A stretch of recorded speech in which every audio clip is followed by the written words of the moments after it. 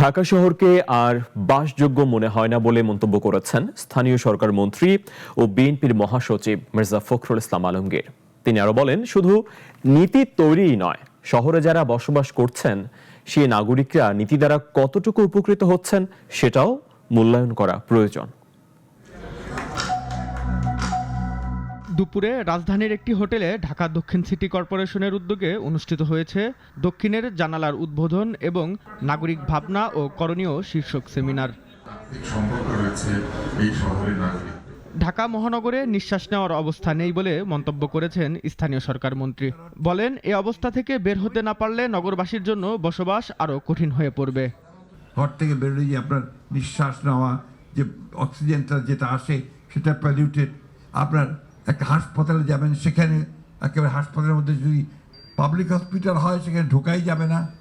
প্রত্যেকটি প্রতিষ্ঠান এখানে আপনার ধ্বংসের দিকে চলে যাচ্ছে। তিনি আরও বলেন, এত প্রজেক্ট হয় কিন্তু বুড়িগঙ্গার উন্নতি হয় না। বুড়িগঙ্গা সহ ঢাকার চারপাশের নদীগুলোকে অতি দ্রুত দূষণমুক্ত করার প্রক্রিয়া শুরু করতে হবে।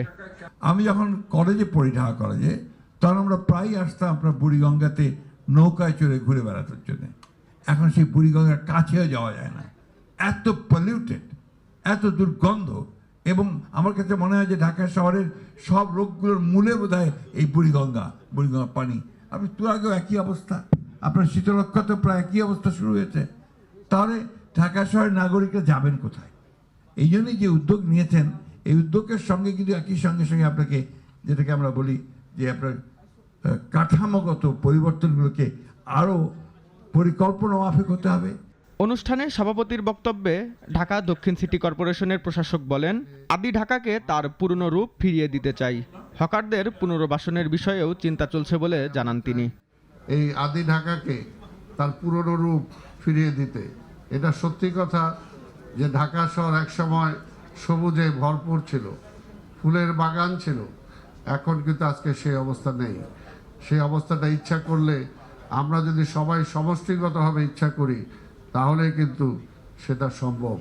পাশাপাশি আজকে জলবদ্ধতা, আজকে মশার সমস্যা, আজকে হকার সমস্যা, আজকে রিক্সার সমস্যা, এইগুলো কিন্তু আমাদের সমস্যা।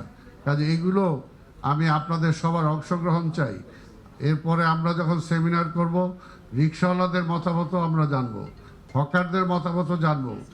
জলবদ্ধতা দূর করতে প্রয়োজনীয় ব্যবস্থা নেওয়ার কাজও চলছে বলে জানান ঢাকা দক্ষিণ সিটির প্রশাসক। আমার ঢাকা, আমি যদি বদলাই, ঢাকা বদলাবে। রেজাই রাব্বি, নাগরিক, ঢাকা। বাংলাদেশ।